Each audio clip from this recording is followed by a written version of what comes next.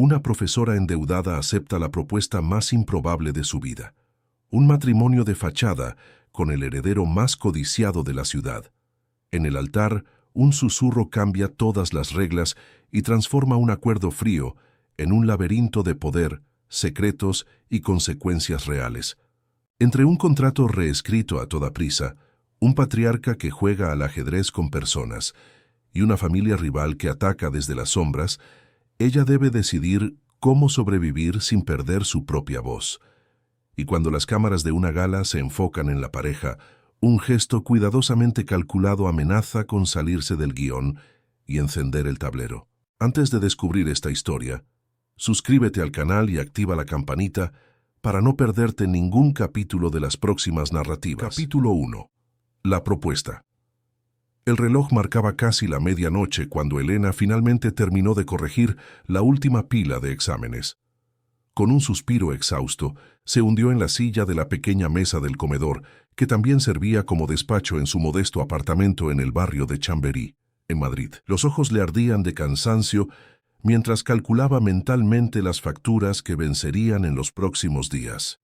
32 años, licenciada con honores en literatura por la Complutense y aún con doble jornada en 2 colegios diferentes, apenas conseguía equilibrar los gastos. El tratamiento de su madre, diagnosticada con esclerosis múltiple hacía 3 años, consumía casi la mitad de sus ingresos. El resto apenas cubría el alquiler y las otras necesidades básicas. Elena cogió el móvil y abrió la aplicación del banco, una rutina nocturna que solo intensificaba su ansiedad. El saldo continuaba en números rojos y las notificaciones de cobro parpadeaban como luces de ambulancia. Respiró hondo, intentando alejar el pánico familiar que siempre se instalaba en esos momentos.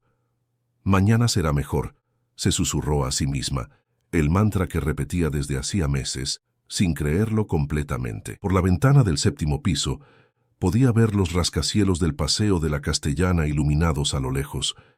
Aquel otro mundo, tan cercano geográficamente y tan distante de su realidad, parecía existir solo para recordarle el abismo social que caracterizaba su ciudad. A la mañana siguiente, entre una clase y otra en el colegio privado donde enseñaba por la mañana, Elena recibió una llamada de un número desconocido. ¿Elena Mendoza?, preguntó una voz femenina, formal y directa. Sí, soy yo. Le habla Débora Montero, de Alarcón en Asociados. Llevamos intentando contactarla unos días. El señor Ricardo Alarcón querría concertar una reunión con usted hoy mismo, si es posible. El nombre del bufete de abogados más prestigioso de la capital española hizo que Elena frunciera el ceño. Su mente se disparó en todas direcciones, imaginando cobros, demandas, algún error burocrático. Debe de haber algún error. No hay ningún error, señora Mendoza, interrumpió Débora con firmeza. Es un asunto de interés mutuo. El señor Alarcón puede recibirla a las 18:00. El chofer la estará esperando a la salida del colegio. Antes de que Elena pudiera preguntar nada más, la llamada finalizó, dejándola aturdida en el silencioso pasillo del colegio. Durante el resto del día, mientras intentaba mantener la concentración en las clases, su mente bullía de teorías y preocupaciones. A las 17:55 puntuales, un hombre de traje oscuro esperaba junto a un Mercedes negro en la acera del colegio. Con una mezcla de aprensión y curiosidad, Elena entró en el vehículo sintiéndose completamente fuera de lugar en los asientos de cuero impecable. El bufete de Alarcón y Asociados ocupaba las 3 últimas plantas de un edificio acristalado en el corazón del distrito financiero de Asca. Elena fue conducida por recepcionistas elegantes hasta una sala de reuniones en la última planta, donde Ricardo Alarcón, un hombre de aproximadamente 60 años, pelo canoso perfectamente recortado y traje italiano a medida, la aguardaba. Señora Mendoza, le agradezco su presencia, dijo él indicándole una silla. ¿Acepta un café? No, gracias. Prefiero saber por qué estoy aquí. El abogado sonrió discretamente, como si apreciara su franqueza. Representamos los intereses del Grupo Montero, específicamente del señor Gustavo Montero. ¿Le resulta familiar el nombre? Elena negó con la cabeza. Alarcón abrió una carpeta y deslizó unas hojas en dirección a ella. Gustavo Montero, 38 años, CEO del Grupo Montero, uno de los mayores holdings del país, activos estimados en 500 millones de euros. Elena miró la foto adjunta a los documentos. Un hombre de rasgos marcados, mirada intensa, una postura que exudaba poder y control. ¿Y qué tiene que ver eso conmigo? El señor Montero necesita casarse en los próximos 30 días. Elena soltó una risa nerviosa, esperando que fuera una broma elaborada. El rostro impasible del abogado le hizo darse cuenta de que hablaba en serio. ¿Y ha venido a pedirme consejo matrimonial? Siento decepcionarle, pero soy profesora de literatura, no consultora sentimental. El señor Montero necesita una esposa, temporal, con absoluta discreción, y está dispuesto a pagar una cantidad significativa por ello. El abogado deslizó otro documento sobre la mesa, un contrato preliminar, con una cifra destacada en negrita que hizo que Elena contuviera la respiración. Era más dinero del que ganaría en 10 años. ¿Esto es algún tipo de broma de mal gusto?, consiguió decir finalmente. Es un acuerdo comercial. El matrimonio duraría 1 año, tras el cual sería discretamente anulado. Durante ese periodo, usted mantendría todas las apariencias de un matrimonio real, asistiría a eventos cuando se le solicitara y residiría en la mansión Montero. Sus gastos estarían completamente cubiertos, además del valor estipulado en el contrato. A cambio, firmaría un acuerdo de confidencialidad perpetuo. Elena sintió que el rostro le ardía de indignación. ¿Me está pidiendo que me prostituya? En absoluto. Alarcón pareció genuinamente ofendido. El acuerdo no implica absolutamente ningún tipo de intimidad física. Es estrictamente un contrato de apariencias. Las razones del señor Montero son personales e involucran cuestiones sucesorias complejas. Elena se levantó, dispuesta a marcharse. Esto es absurdo. Antes de negarse, señora Mendoza, quizá quiera considerar su situación actual. El tono del abogado cambió sutilmente.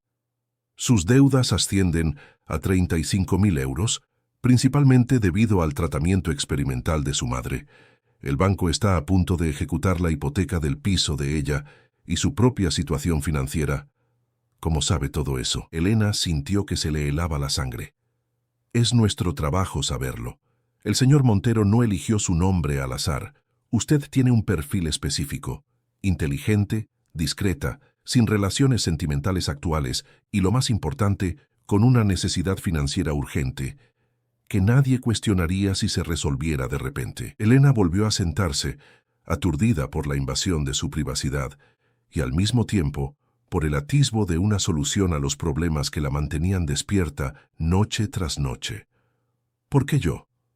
Debe de haber miles de mujeres dispuestas a hacer esto por mucho menos. Precisamente por eso, el señor Montero no quiere a alguien que esté en el mercado para este tipo de acuerdos. Quiere a alguien con integridad, formación sólida y capacidad de adaptarse al círculo social que frecuenta. Alguien que no levantará sospechas, alguien como usted.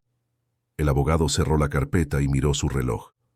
Al señor Montero le gustaría discutir personalmente los detalles si está interesada. Mañana a las 20:00 en la mansión Montero. El chofer la recogerá de nuevo. No he dicho que esté interesada. Tampoco ha dicho que no lo esté, respondió Alarcón con una sonrisa contenida. Hasta mañana, señora Mendoza.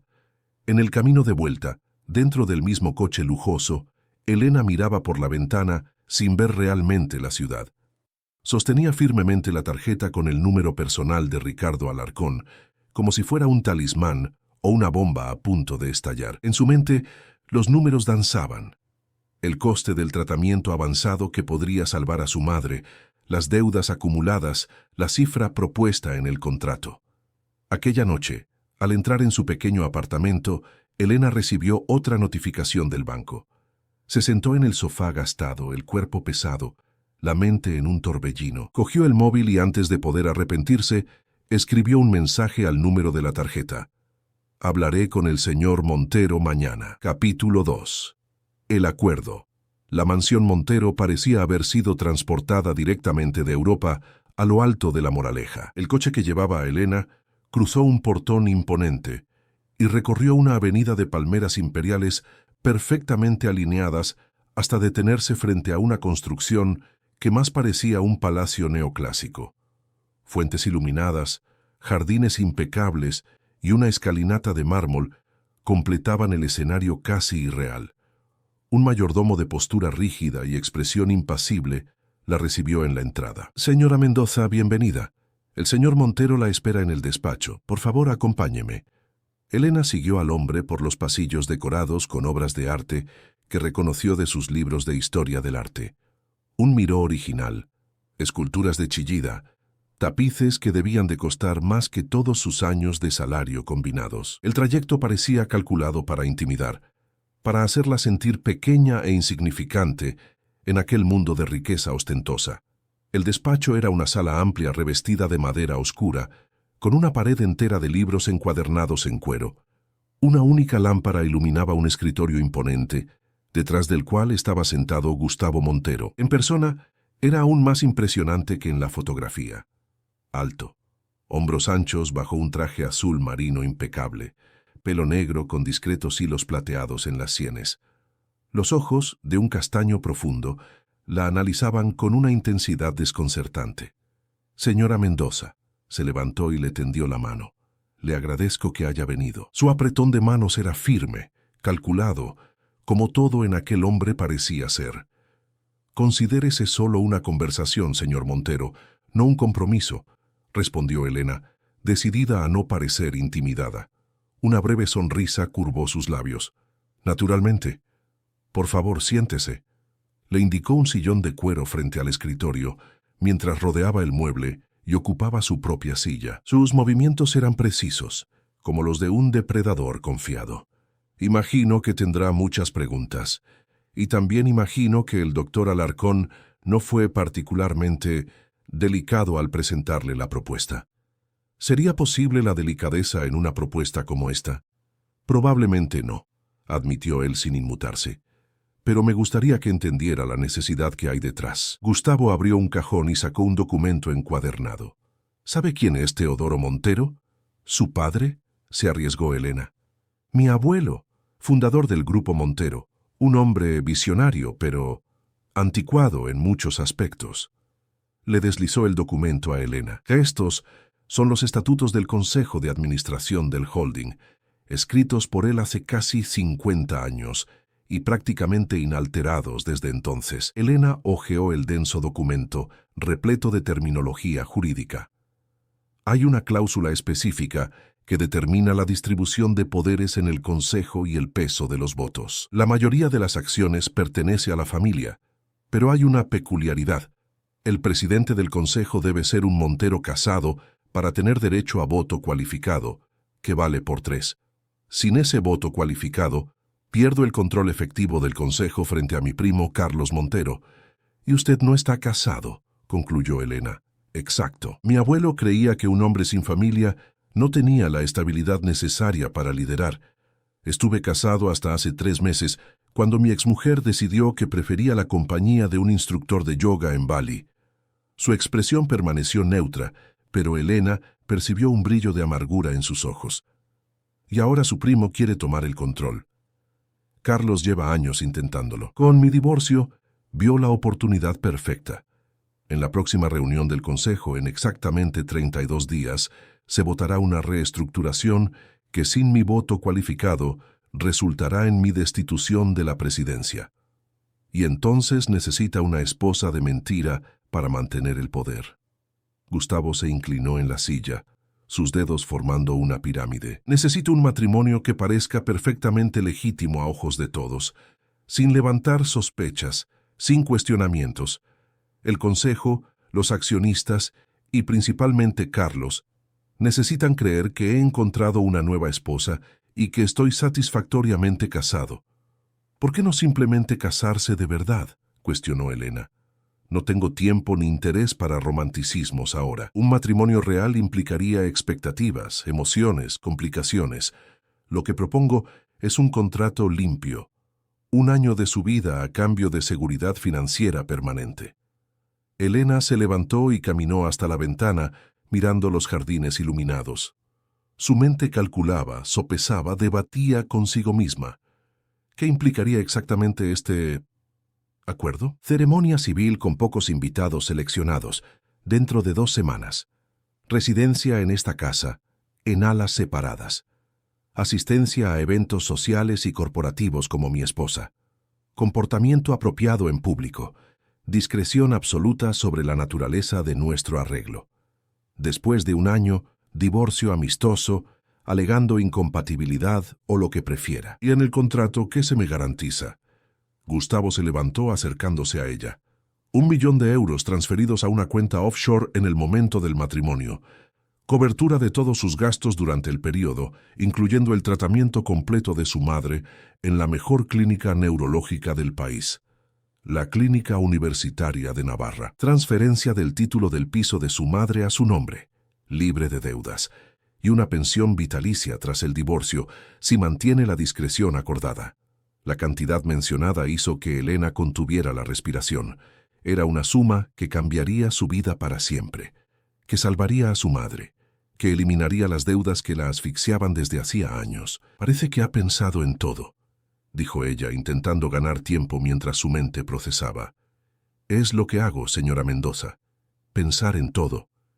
¿Y si me niego? Se seleccionará a otra candidata. El doctor Alarcón tiene una lista. La neutralidad con la que pronunció aquellas palabras encendió una chispa de irritación en Elena. Era como si estuviera eligiendo un producto en una estantería. ¿Por qué yo? Entre todas las mujeres posibles.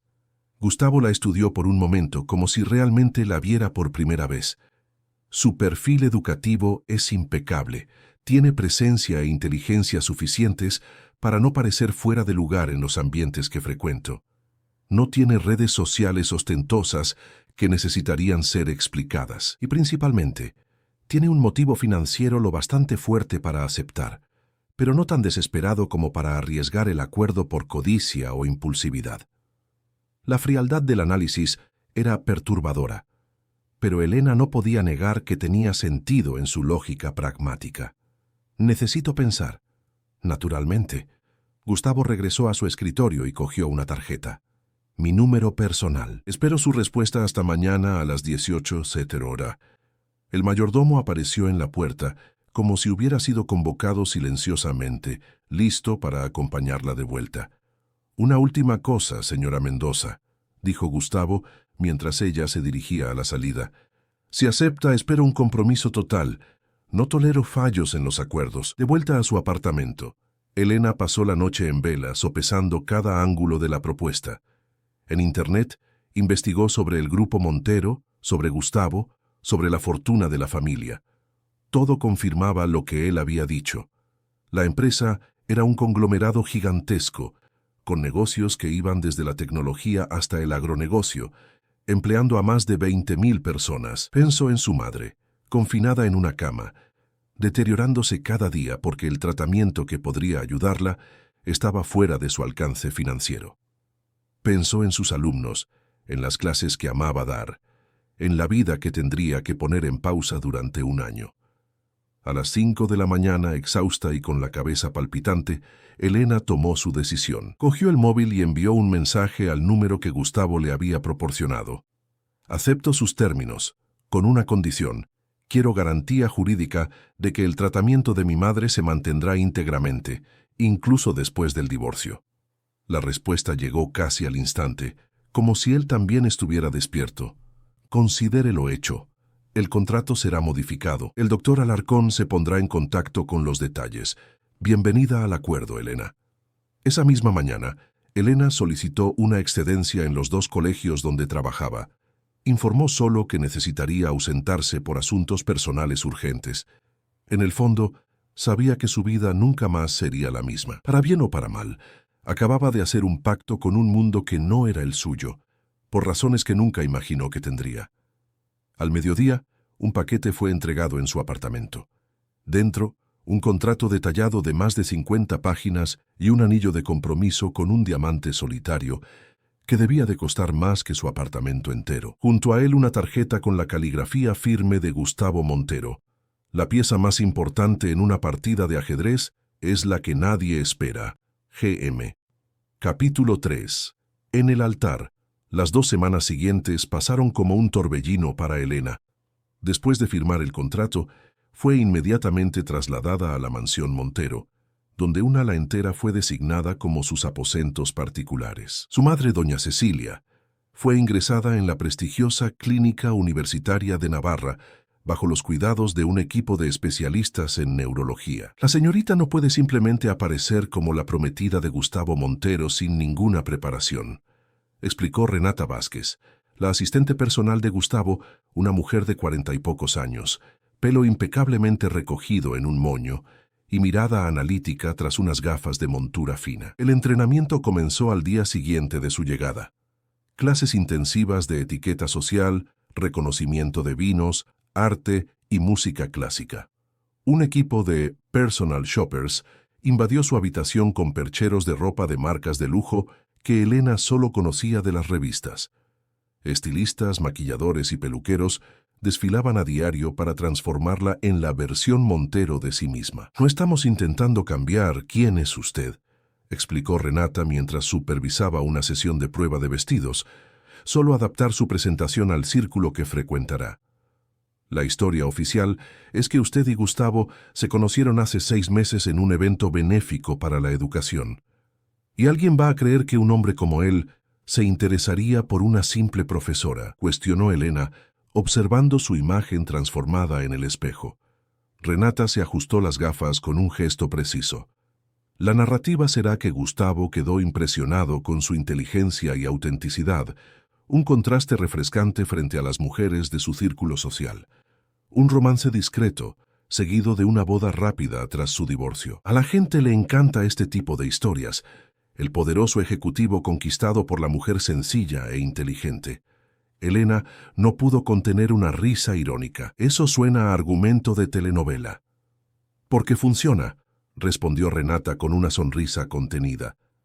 A la sociedad madrileña le encantan los cotilleos, pero necesitan narrativas que puedan repetir en las cenas sin parecer vulgares. Durante aquellas 2 semanas, Elena vio a Gustavo solo 3 veces. Él viajaba constantemente, cerrando negocios y preparando el terreno para su nueva vida conyugal. Sus interacciones fueron breves, formales y estrictamente centradas en detalles prácticos del acuerdo. «Mañana tendremos una cena con mi tía Leonor», le informó él durante uno de esos encuentros. «Es la hermana mayor de mi padre y la única persona de la familia que realmente me ha apoyado desde niño. Su aprobación es importante. ¿Ella sabrá sobre nuestro arreglo?» Gustavo la miró fijamente con intensidad. «Absolutamente nadie lo sabe ni lo sabrá.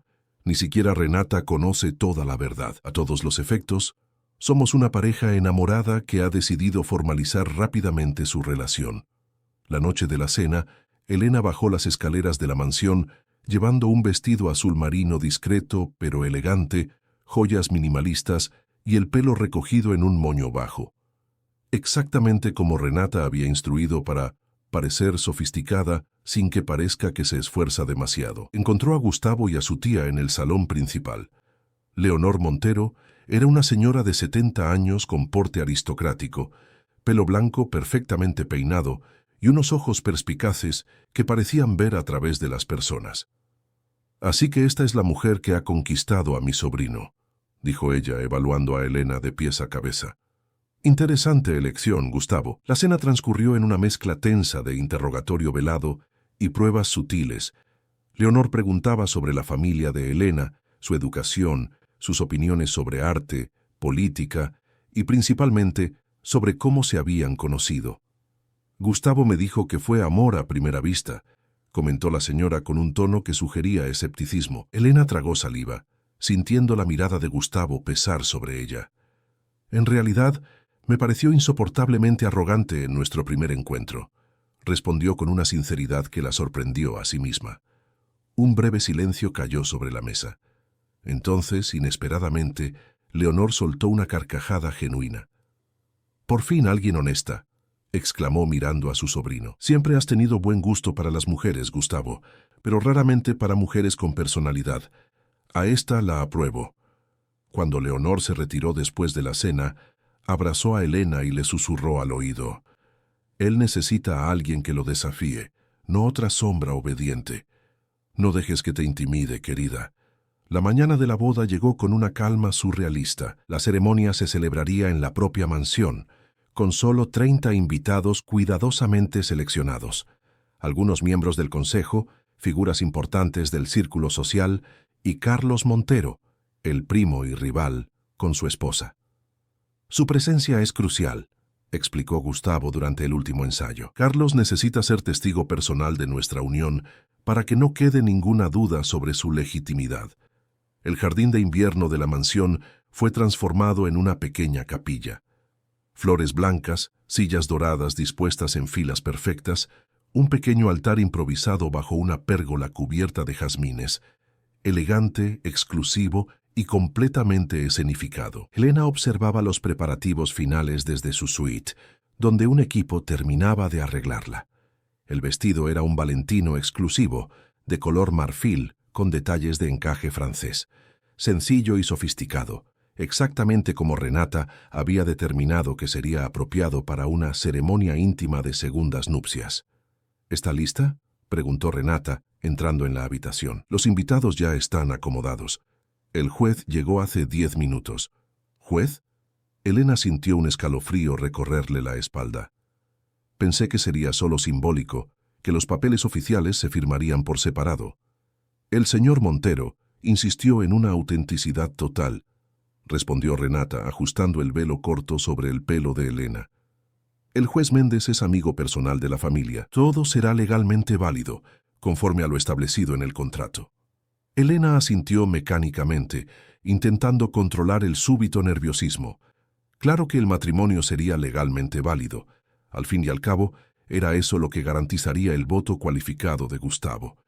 Aún así, la realidad de la situación comenzaba a pesar con más fuerza sobre sus hombros. La música suave comenzó a sonar. Era la señal.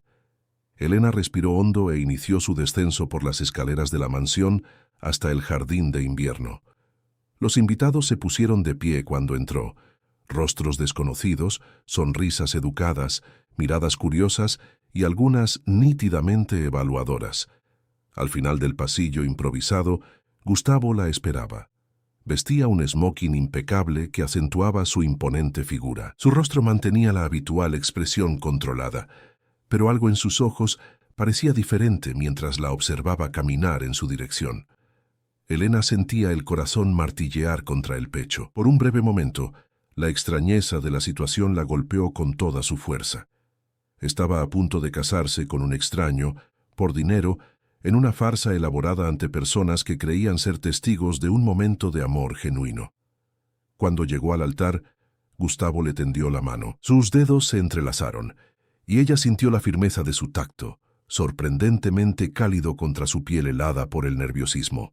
El juez, un hombre de mediana edad con expresión solemne, inició la ceremonia. Palabras sobre compromiso, respeto y unión resonaban con una ironía que solo Helena y Gustavo podían comprender completamente. O eso pensaba ella. «Los anillos, por favor», solicitó el juez. Renata se acercó con un pequeño cojín donde reposaban las alianzas de platino. Gustavo tomó una de ellas y, sujetando la mano izquierda de Helena, deslizó la alianza por su dedo anular. Fue en ese momento, mientras el metal frío se encajaba perfectamente en su dedo, que Gustavo se inclinó levemente, sus labios cerca del oído de Helena, su voz, un susurro casi inaudible para cualquier persona más allá de ella. Nada se cancelará. Este matrimonio es real. Helena sintió como si el suelo hubiera desaparecido bajo sus pies. La sangre se le heló en las venas mientras procesaba aquellas palabras. Su mirada se encontró con la de Gustavo, buscando alguna señal de que había entendido mal. Pero lo que vio fue solo una determinación fría y calculada. Helena Mendoza, ¿acepta a Gustavo Montero como su legítimo esposo? La voz del juez parecía lejana, como si viniera de otro mundo. Todos los rostros estaban vueltos hacia ella, expectantes. El rostro de Gustavo permanecía impasible, pero sus ojos transmitían un mensaje claro. No había elección. No allí, no ahora. «Acepto», respondió ella, la voz sorprendentemente firme a pesar del torbellino interno. «Yo os declaro marido y mujer», anunció el juez. «Puede besar a la novia». Gustavo se acercó con una naturalidad estudiada, como si hubieran ensayado ese momento decenas de veces. Sus labios tocaron los de Elena en un beso suave, controlado, perfectamente convincente para los espectadores, mientras ella permanecía rígida, intentando procesar lo que acababa de suceder. Aplausos educados llenaron el ambiente, sonrisas, felicitaciones, copas de champán alzadas en un brindis por la nueva pareja. Y Elena, atrapada en una pesadilla disfrazada de cuento de hadas, sonreía mecánicamente mientras su mente gritaba en pánico. Durante la pequeña recepción que siguió, observó a Carlos Montero acercarse para felicitarlos. Era un hombre de estatura mediana, apariencia conservadora y una sonrisa que no llegaba a los ojos. «Primo, qué sorpresa tan adorable. Enhorabuena por la boda. Repentina». «Gracias, Carlos. Cuando encuentras a la persona adecuada, no hay motivo para esperar, ¿no es así?», respondió Gustavo pasando el brazo posesivamente por la cintura de Elena. Carlos volvió su atención hacia ella, analizándola con un interés mal disimulado. «¿Y la nueva señora Montero?» «Encantado. Espero verla en la reunión del consejo el próximo mes. Será un evento significativo para la familia». «Allí estaremos, no te preocupes», aseguró Gustavo, la sonrisa cordial contrastando con la tensión evidente en su voz. Cuando los últimos invitados finalmente se marcharon, Elena se encontró a solas con Gustavo en el despacho de él. La farsa pública había terminado, pero una nueva y aterradora realidad comenzaba. «¿Qué has querido decir con «este matrimonio es real»?», exigió ella temblando de rabia contenida. «Teníamos un acuerdo». Gustavo se sirvió una copa antes de responder, su calma solo intensificando la furia de ella. «El acuerdo ha cambiado. Las circunstancias exigían ajustes». Capítulo 5. Ofensiva y contraataque. La adaptación a la vida como Elena Montero fue más difícil de lo que había imaginado. Cada mañana, al despertar en su suite en la mansión, un espacio más grande que todo su antiguo apartamento, necesitaba unos segundos para recordar que aquella lujosa realidad era ahora su jaula dorada. Las primeras semanas estuvieron dominadas por clases intensivas sobre el imperio Montero. Renata, siempre eficiente, le proporcionó tutores que la instruyeron sobre la historia de la empresa, sus principales negocios, la estructura del consejo y, lo más importante, sobre las personas que ahora formaban parte de su círculo social. «La familia Asunción es nuestra principal aliada en el consejo», explicaba Renata, mostrando fotografías en una tablet mientras caminaban por los jardines de la mansión. «Roberto Asunción y su esposa Claudia asisten a todos los eventos importantes. A él le encanta hablar de vinos y ella dirige una fundación de apoyo a las artes». «¿Cómo esperan que memorice todo esto?», cuestionó Elena, abrumada por la cantidad de información. «No esperan que lo memorice, solo que sepa lo suficiente para no parecer completamente ajena».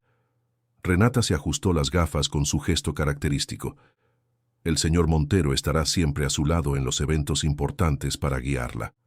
2 veces por semana, Elena visitaba a su madre en la clínica de lujo donde estaba ingresada. Doña Cecilia, que inicialmente había cuestionado la súbita boda de su hija, gradualmente aceptó la situación, al ver cómo su salud mejoraba con el tratamiento avanzado. «¿Te trata bien, al menos?», preguntó su madre durante una de esas visitas, sujetando la mano de su hija con la fuerza que poco a poco recuperaba. «Gustavo es correcto», respondió Elena, eligiendo cuidadosamente las palabras. No podía contarle a su madre la verdadera naturaleza del arreglo. «Todavía nos estamos conociendo». En la 3ª semana después de la boda, Elena decidió retomar parcialmente su carrera. No podía volver a los colegios donde enseñaba anteriormente. Eso levantaría preguntas sobre por qué la esposa de un multimillonario necesitaría trabajar. Pero Renata encontró una solución elegante. Un puesto de profesora invitada de literatura española en un prestigioso instituto cultural, donde daría clases solo 2 veces por semana a grupos selectos. Fue después de una de esas clases que Elena recibió la primera llamada de Gustavo en su nuevo móvil. «Tenemos que hablar. Ahora». Su voz sonaba tensa, algo raro en alguien que parecía tener siempre el control absoluto. 1 hora después, Elena entró en la sala de seguridad de la mansión, un lugar que nunca había visitado antes. Era un moderno centro de operaciones, con monitores que mostraban imágenes de cámaras de seguridad, paneles de control y equipos de alta tecnología. Gustavo estaba allí, acompañado por Renata y por un hombre que fue presentado como Mauricio, el jefe de seguridad. «¿Qué ha pasado?», preguntó Elena sintiendo la tensión en el ambiente. Gustavo señaló uno de los monitores, donde estaba abierta la página de un blog de cotilleos de la alta sociedad. El titular era llamativo: «Boda relámpago de Gustavo Montero. Amor verdadero o conveniencia empresarial». Debajo había una fotografía claramente manipulada que mostraba a Elena en una cafetería, aparentemente de la mano de otro hombre. El rostro del hombre era parcialmente visible, pero Elena no lo reconocía. «Esto es un montaje», dijo inmediatamente. «Nunca he estado en ese lugar, ni conozco a esa persona». «Lo sabemos», respondió Gustavo secamente. «La cuestión no es si es verdad, sino el efecto que pretende causar». Mauricio amplió la imagen en otro monitor, señalando detalles técnicos que demostraban la manipulación digital. «La foto original es de usted en la cafetería cerca del instituto, conversando con un colega profesor.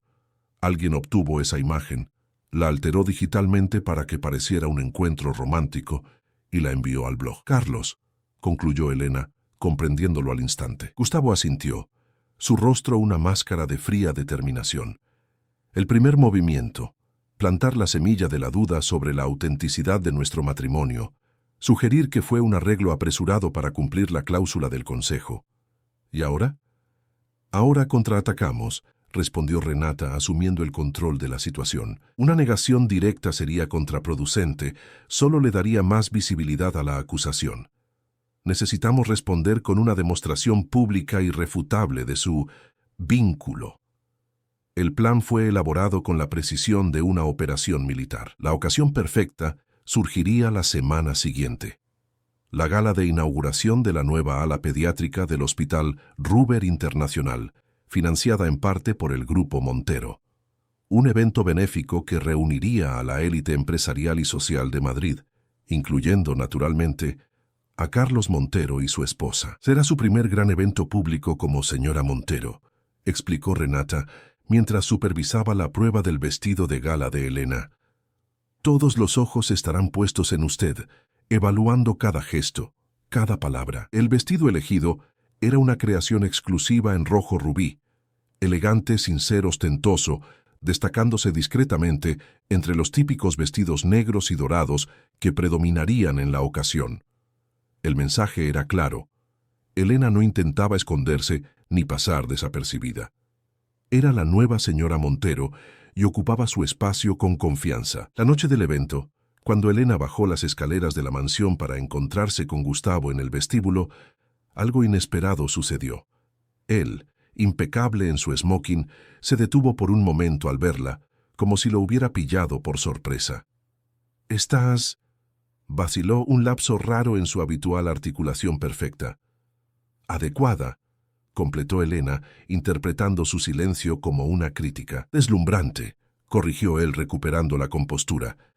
«El rojo fue una elección estratégica brillante». Elena no pudo evitar notar que, por un breve instante, la admiración en sus ojos parecía genuina, no calculada.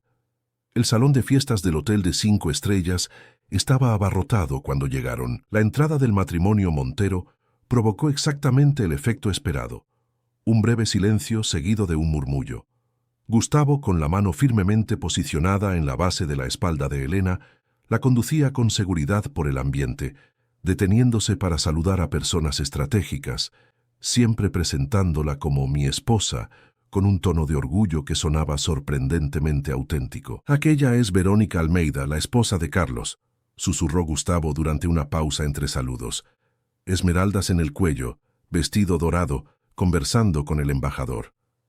Elena observó discretamente a la mujer indicada. Era elegante, de belleza clásica, con un aire de superioridad natural. Se notaba de inmediato que había nacido y crecido en ese mundo de privilegios, a diferencia de Elena, que todavía se sentía una intrusa. «Nos está observando desde que hemos llegado», comentó Elena. «Como era de esperar». Carlos seguramente le ha instruido que evalúe cada detalle de nuestra interacción. La parte más desafiante de la noche sería la cena. A Elena la sentaron entre un senador y el presidente de una multinacional, mientras que Gustavo estaba al otro lado de la mesa redonda.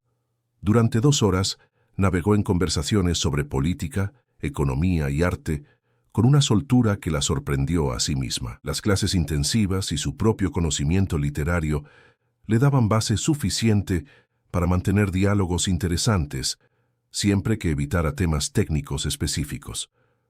Después de la cena, cuando la orquesta comenzó a tocar, Gustavo se acercó para invitarla a bailar. Era parte del plan, por supuesto. Un momento público de intimidad, coreografiado para parecer espontáneo. Carlos y Verónica están a 2 metros a la derecha, murmuró Gustavo mientras se deslizaban por el salón.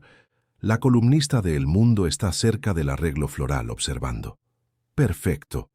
Él la conducía con una habilidad que Elena no esperaba. Sus cuerpos se movían en sintonía, como si hubieran bailado juntos cientos de veces. No sabía que bailabas tan bien, comentó ella genuinamente impresionada. Una breve sonrisa tocó sus labios. Hay muchas cosas que no sabes de mí, Elena. La música se suavizó, volviéndose más romántica. Gustavo la acercó más a él, una proximidad calculada que aún mantenía la elegancia apropiada para el ambiente. Verónica se está acercando con Carlos, susurró él. Es el momento. Elena sabía lo que vendría a continuación. Un beso discreto, pero lo suficientemente significativo como para ser notado y comentado. Un gesto de afecto que parecería natural para una pareja de recién casados. Lo habían discutido durante la planificación del evento. Lo que no estaba en el guión fue el modo en que Gustavo la miró antes de inclinarse. Por un segundo, algo cambió en sus ojos. Un destello de vulnerabilidad, tal vez, o simplemente un truco de la suave iluminación del salón. Cuando sus labios tocaron los de ella, Elena esperaba el beso breve y controlado que habían ejecutado en la boda. En cambio, encontró un calor inesperado, una presión gentil pero firme, que hizo que su corazón se acelerara de sorpresa. Su cuerpo respondió instintivamente, inclinándose hacia él, sus manos deslizándose ligeramente por el fino tejido del smoking. El beso duró solo unos segundos, perfectamente apropiado para el ambiente, pero cuando se separaron, Elena se dio cuenta de que algo había cambiado. La mirada de Gustavo contenía una pregunta no formulada, como si él mismo hubiera sido sorprendido por la intensidad del momento. Al otro lado del salón, Verónica Almeida susurraba algo al oído de Carlos, cuyo semblante cerrado revelaba que el plan estaba funcionando. La química entre el matrimonio Montero había parecido demasiado genuina para ser fabricada. Más tarde esa noche, mientras regresaban a la mansión en el cómodo silencio de la limusina, Elena reflexionaba sobre lo que había sucedido. El beso, planeado como un movimiento estratégico, había despertado sensaciones que no esperaba. Por un momento, se había olvidado del acuerdo, del contrato, de toda la farsa elaborada. Por un momento, había sido solo una mujer en los brazos de un hombre que la atraía. Esa revelación la perturbaba profundamente. «Ha sido un éxito», dijo Gustavo, rompiendo el silencio. Su voz había vuelto a su tono pragmático habitual. Incluso la prensa lo ha notado. La columnista ya ha publicado en redes sociales sobre la pareja enamorada de la noche. «Somos buenos actores, entonces», respondió Elena intentando sonar casual. Gustavo la estudió por un momento, su rostro parcialmente iluminado por las luces de la ciudad que pasaban por la ventanilla del coche. Algunos momentos no parecían una actuación, observó él, su voz más baja. Elena sintió que se le calentaba el rostro, agradecida por la reducida iluminación que ocultaba su sonrojo. «Solo estoy cumpliendo mi parte del acuerdo». Una sonrisa enigmática curvó los labios de Gustavo. «Entonces estás haciendo un trabajo excepcional, Elena».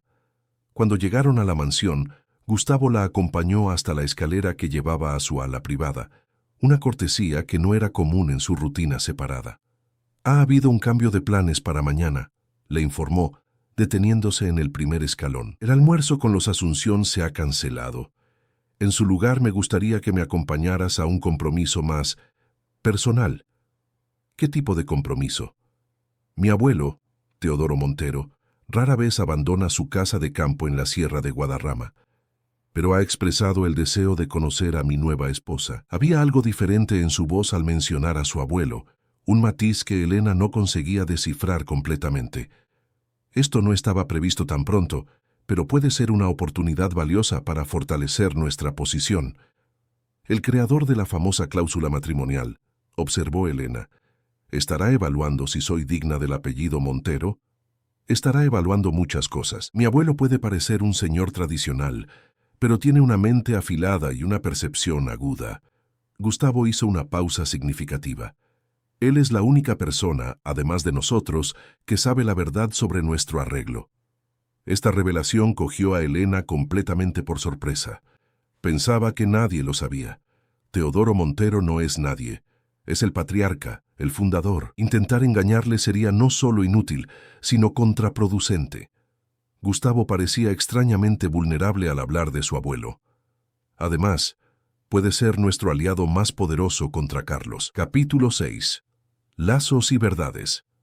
La finca de la familia Montero en la Sierra de Guadarrama parecía haber sido trasplantada directamente de una novela del siglo XIX. Una casona colonial magníficamente conservada, rodeada de jardines impecables y una vista panorámica de las montañas de la región. El camino de tierra que llevaba a la casa principal estaba flanqueado por árboles centenarios. Elena observaba el paisaje por la ventanilla del coche, impresionada por la belleza rústica del lugar, tan diferente de la ostentación moderna de la mansión en Madrid. Esta propiedad ha estado en la familia durante 4 generaciones, explicó Gustavo, mientras el coche se acercaba a la casa principal. Mi abuelo nació aquí, y cuando se jubiló de la presidencia del grupo, decidió volver a sus orígenes. Algo en su voz llamó la atención de Elena. Había una suavidad inusual, casi reverencia, cuando hablaba de su abuelo y de aquel lugar. ¿Creciste aquí?, preguntó ella, genuinamente curiosa.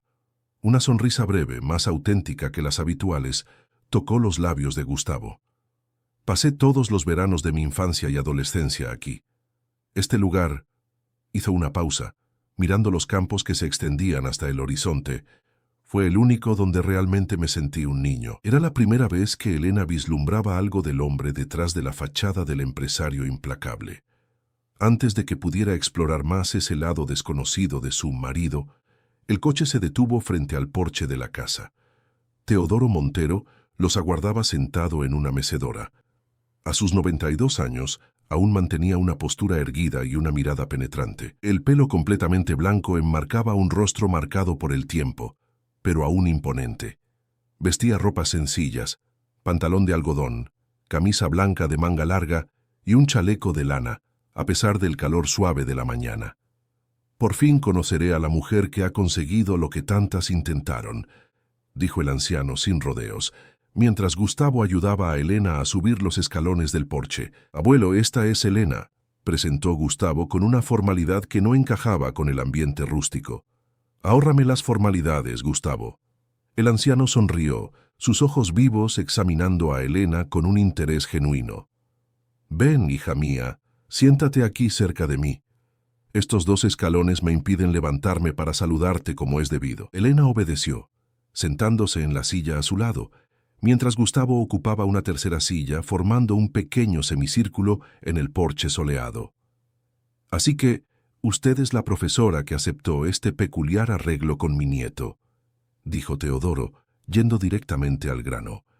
Gustavo me ha contado lo de vuestro acuerdo. Es interesante cómo un documento que redacté hace medio siglo todavía causa tanta confusión. La cláusula matrimonial fue creación suya, observó Elena, decidiendo ser tan directa como el anciano. Teodoro soltó una risa sorprendentemente jovial. Eran otros tiempos, mi querida. Había visto a buenos hombres perder el rumbo por falta de estabilidad familiar. Miró a su nieto con una mezcla de cariño y reprobación. Nunca imaginé que se usaría como un arma en disputas internas. Una empleada trajo café y bizcochos caseros, servidos en porcelana antigua. Elena notó cómo todos en la finca trataban a Teodoro con un tipo diferente de respeto. No era el temor reverencial que los empleados de la mansión demostraban por Gustavo, sino algo más cercano a la devoción familiar. Carlos vendrá a visitarte pronto, imagino, comentó Gustavo, llevando la conversación al terreno de los negocios. La semana que viene, confirmó Teodoro mordiendo un trozo de bizcocho. Cree que puede convencerme de que lo apoye en la reunión del consejo. ¿Y usted? El viejo patriarca enarcó una ceja blanca. ¿Crees que traicionaría a mi propio nieto, Gustavo? Carlos también es tu nieto. De sangre, sí, de espíritu. Teodoro dejó la frase inacabada, su mirada perdiéndose momentáneamente en el paisaje. Luego se volvió hacia Elena. ¿Qué opina del Grupo Montero, hija mía? ¿Le ha explicado Gustavo nuestra historia? Elena sintió la mirada de Gustavo sobre ella, evaluando su respuesta. Sé que comenzó como una pequeña fábrica textil en 1930. Creció durante la industrialización, se diversificó hacia la tecnología en los años 80 y hoy es uno de los mayores conglomerados del país, respondió ella, recordando las clases intensivas con Renata. Hechos que cualquiera puede leer en Wikipedia, observó Teodoro con una sonrisa astuta. Le he preguntado qué opina, no qué sabe. Elena dudó solo un instante antes de decidir ser honesta. Creo que es una empresa que da empleo a miles de personas, sustenta a familias y aparentemente tiene un liderazgo que se preocupa por su continuidad. Pero también es un imperio construido sobre una estructura de poder casi feudal, donde el control permanece en manos de unos pocos, a través de reglas como la cláusula matrimonial. Un tenso silencio siguió a sus palabras. Gustavo parecía a punto de intervenir, pero Teodoro levantó la mano, deteniéndolo, mientras una sonrisa genuina se formaba en su rostro arrugado. Honesta y perspicaz. Has elegido bien, Gustavo. El almuerzo se sirvió en la amplia terraza con vistas a los campos. La comida era sencilla y deliciosa. Arroz, lentejas, carne asada y verduras de la huerta de la finca. Durante la comida, Teodoro contó historias de los inicios de la empresa, de cómo sobrevivió a la Gran Depresión, a la Segunda Guerra y a las crisis económicas españolas. En los años 90, cuando todo el mundo vendía a multinacionales, rechacé ofertas millonarias, recordó sirviéndose un poco más de lentejas. Me llamaron testarudo, anticuado. Hoy somos una de las pocas grandes empresas genuinamente españolas que quedan. Y eso es lo que Carlos quiere cambiar, completó Gustavo, su tono endureciéndose. ¿Ya tiene un comprador?, preguntó Elena, empezando a entender la verdadera dimensión de la disputa. Teodoro y Gustavo intercambiaron una mirada significativa. Axel Corp, un conglomerado alemán especializado en adquisiciones hostiles, respondió Gustavo. Llevan negociando en secreto con Carlos al menos 2 años. Quieren nuestras patentes, nuestra infraestructura en América Latina y principalmente nuestra división de biotecnología. Y el resto sería desmembrado, vendido por partes o simplemente cerrado, completó Teodoro, su semblante endureciéndose. Miles de personas perderían sus empleos, el trabajo de 3 generaciones destruido por la codicia. Elena comenzaba a ver el cuadro completo. No era solo una disputa de poder familiar o una cuestión de vanidad empresarial. Había miles de vidas en juego. ¿Por qué Carlos haría eso? ¿El grupo no es también su patrimonio? Carlos siempre ha sido impaciente, explicó Teodoro limpiándose los labios con la servilleta. Quiere riqueza inmediata, no un legado. Axel le ha ofrecido personalmente una fortuna y un cargo de director regional. Para él es un negocio perfecto. Después del almuerzo, mientras Gustavo atendía una llamada urgente, Teodoro invitó a Elena a un paseo por los jardines. Apoyándose en un bastón de madera tallada, el anciano caminaba lentamente entre rosales y árboles frutales. ¿Sabe por qué estuve de acuerdo con este arreglo entre ustedes?, preguntó él abruptamente. Imagino que para proteger la empresa que construyó. Eso también, pero principalmente porque vi una oportunidad. ¿Oportunidad? Teodoro se detuvo, mirándola directamente con una intensidad que recordaba a la de su nieto. Mi nieto es un hombre brillante en los negocios, pero cerrado en sí mismo. Su matrimonio anterior fue un desastre, porque se casó con alguien de su mismo mundo, con las mismas ambiciones vacías. El anciano señaló un rosal particularmente hermoso. ¿Ve esta rosa? Parece delicada, pero ha sobrevivido a 3 heladas que mataron a plantas mucho más robustas. Elena comprendió la analogía. ¿Usted cree que soy como esa rosa? Sé que lo es. Una mujer que acepta un acuerdo difícil para salvar a su madre, que se enfrenta a un mundo completamente extraño sin dejarse intimidar. Teodoro sonrió. Gustavo necesita a alguien así en su vida, no solo en sus negocios. Nuestro acuerdo es temporal, le recordó Elena, incómoda con la dirección de la conversación. Los acuerdos cambian, los sentimientos surgen. Mi difunta esposa y yo nos conocimos en una boda concertada por nuestras familias. Al principio nos odiábamos. Elena no pudo contener una risa sorprendida. ¿Está intentando decir que puedo enamorarme de su nieto? Estoy diciendo que ya he visto cómo se miran cuando creen que nadie está viendo. Antes de que Elena pudiera protestar, Gustavo se acercó, poniendo fin a la conversación privada. El resto de la tarde transcurrió en discusiones más ligeras, con Teodoro contando historias de la infancia de Gustavo, para evidente incomodidad de éste. Cuando se despidieron, el viejo patriarca abrazó a Elena con un vigor sorprendente. «Recuerde la rosa», le susurró al oído, «y no subestime el poder de transformar un acuerdo en algo real». Durante el camino de vuelta a Madrid, un silencio cómodo flotaba en el coche. Elena observaba cómo el paisaje cambiaba gradualmente de rural a urbano, su mente procesando todo lo que había descubierto ese día. «Su abuelo es extraordinario», comentó finalmente. «¿Le ha gustado usted?», respondió Gustavo. «Eso rara vez ocurre». «¿Se parecen?». Gustavo enarcó una ceja. «Somos completamente diferentes.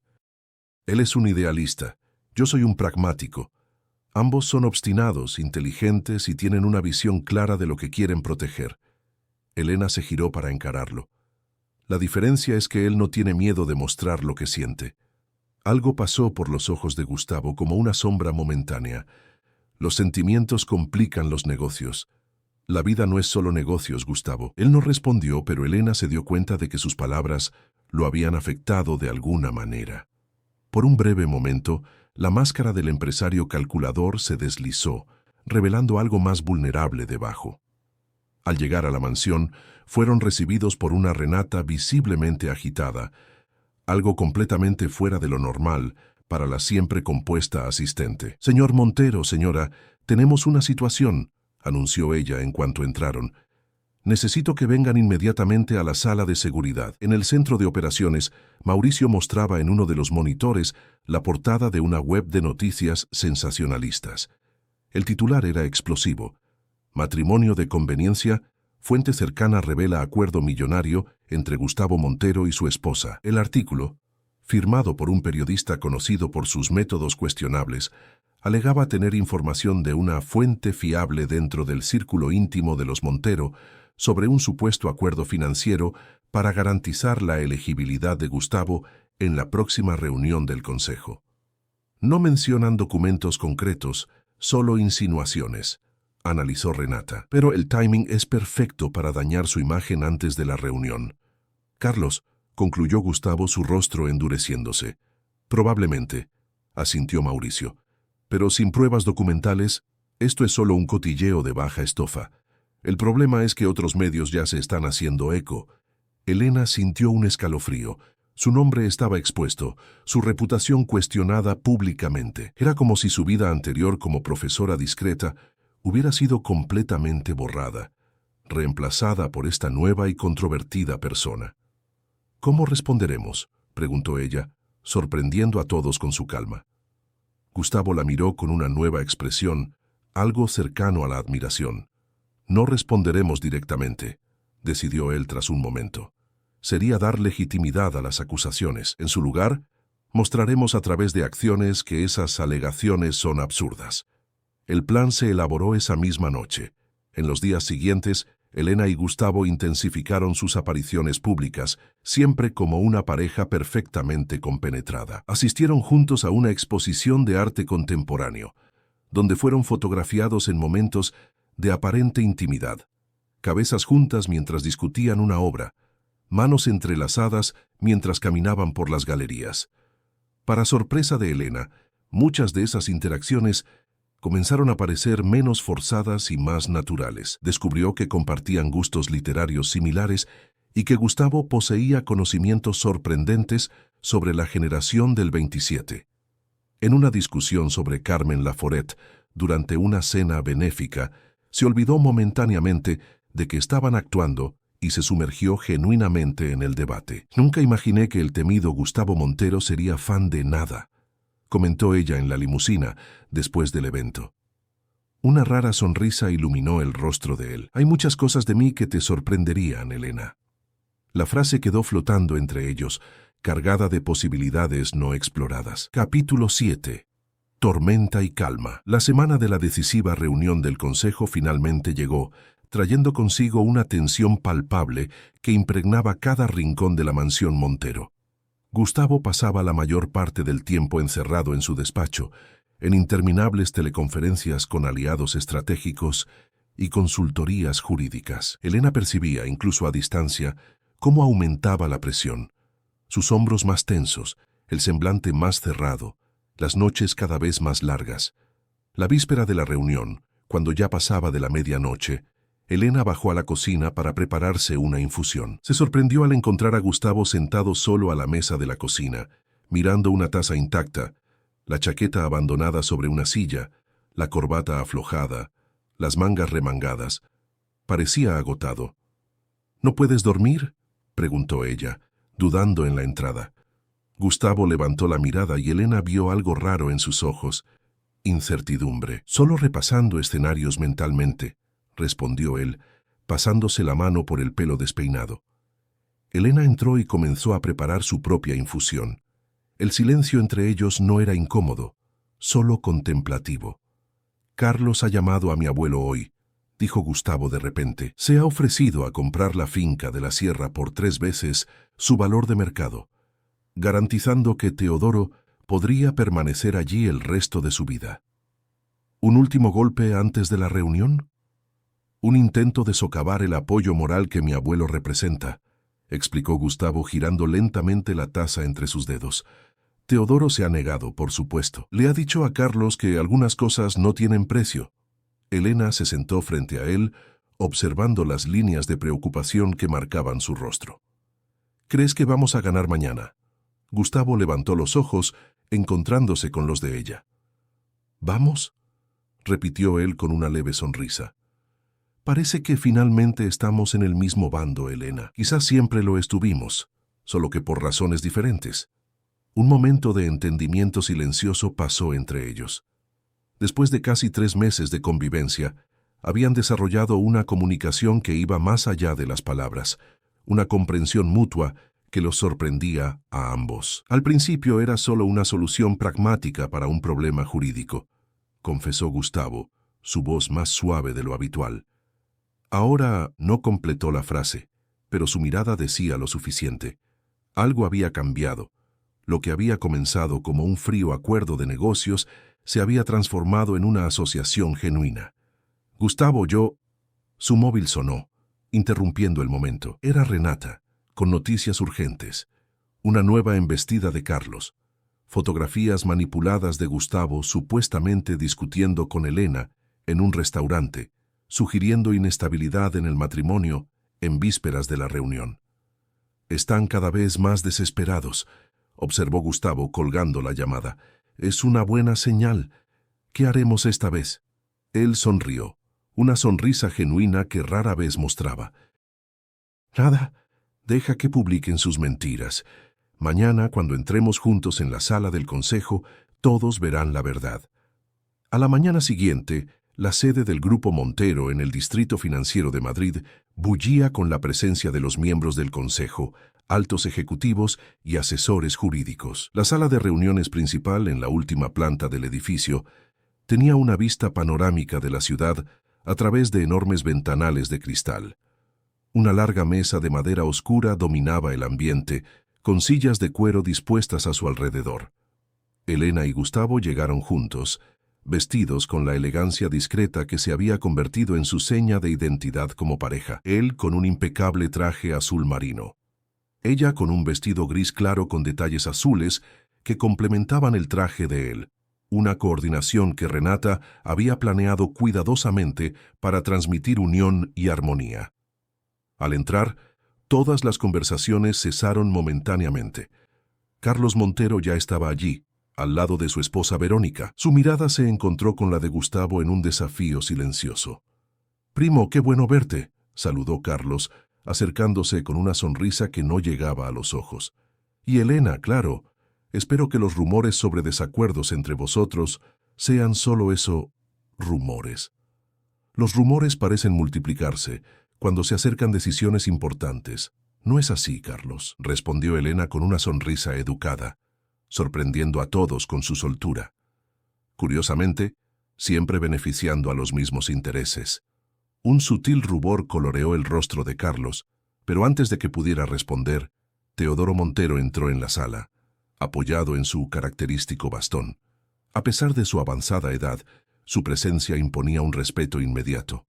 Todos se pusieron de pie. «Veo que estamos todos aquí», dijo el patriarca caminando lentamente hasta la silla en la cabecera de la mesa.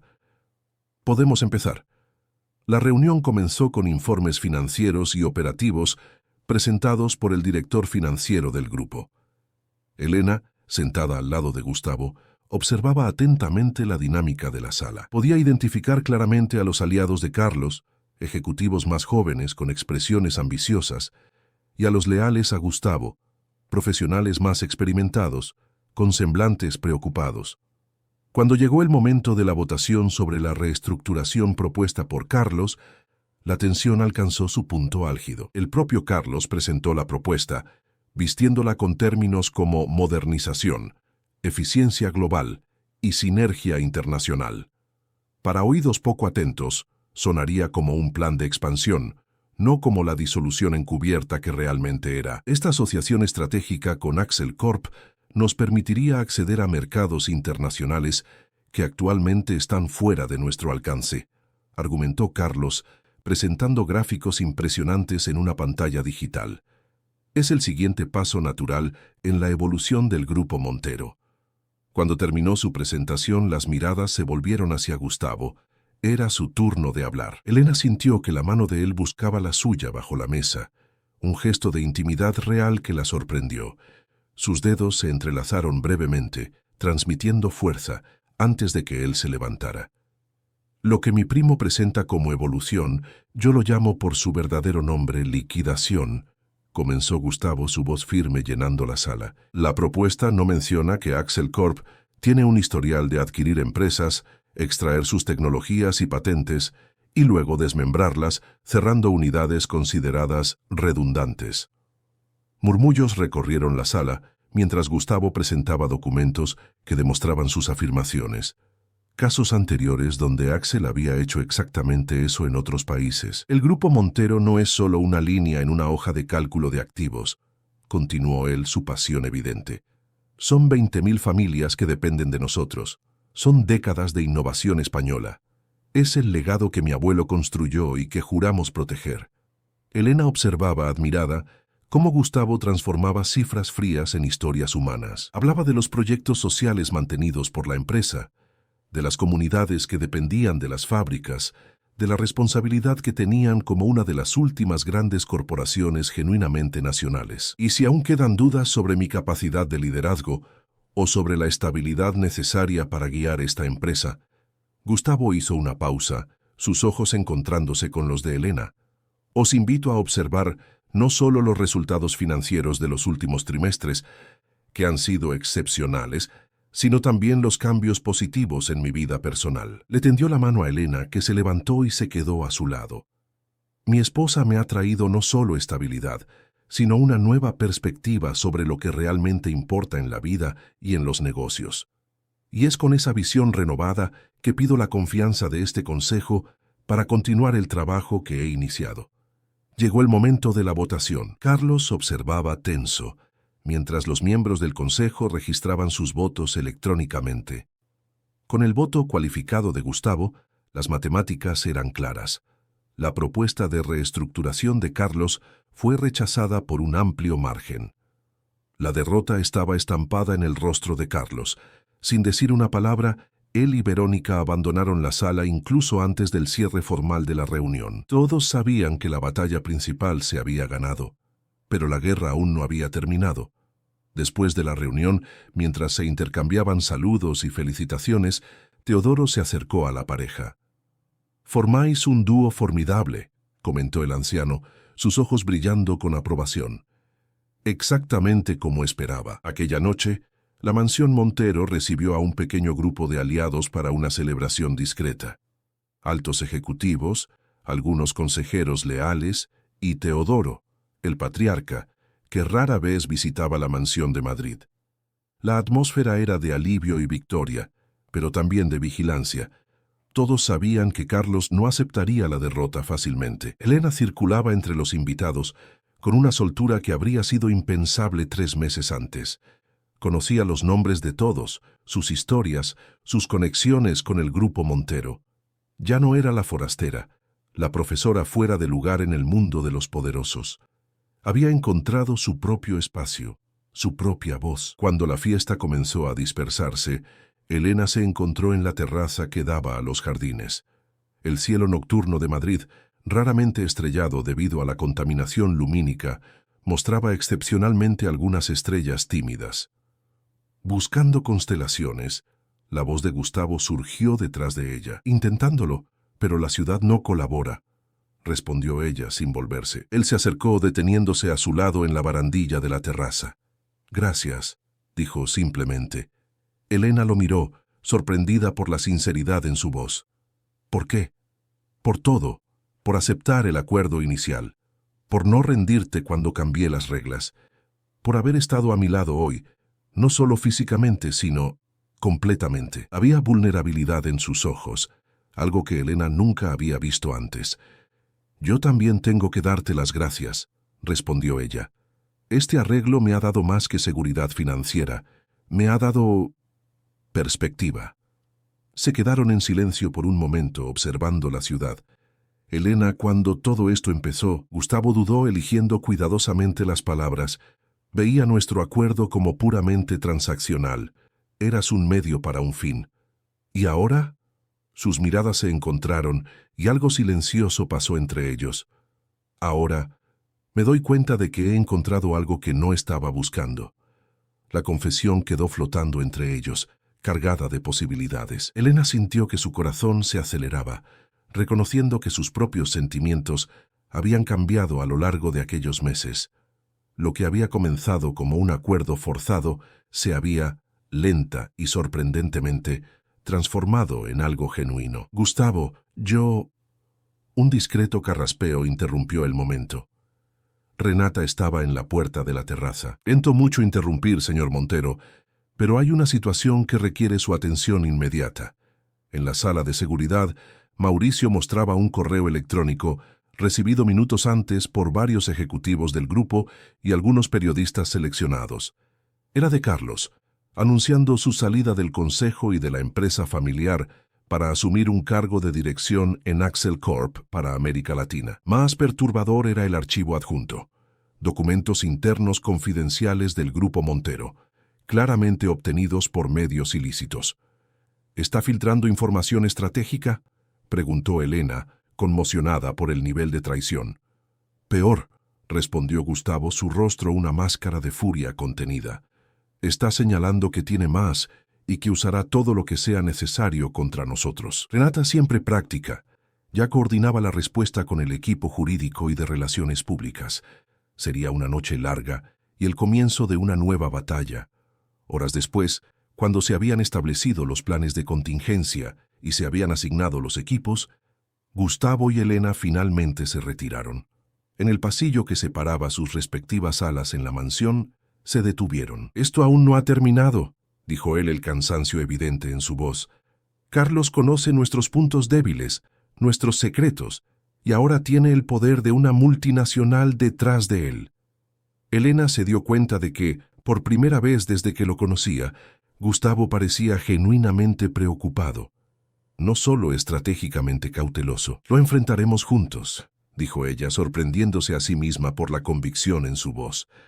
«No solo por el contrato, sino porque elijo estar a tu lado». Algo cambió en la mirada de él. Un reconocimiento, una comprensión de que el juego había cambiado fundamentalmente. Ya no eran solo aliados por necesidad, sino por elección. «Elena, yo...» Ella levantó la mano, tocando ligeramente su rostro. «No necesitamos definir esto ahora, Gustavo. Tenemos tiempo. Una sonrisa lenta, genuina, transformó su rostro. 3 años, para ser exactos, bromeó, refiriéndose al plazo del contrato.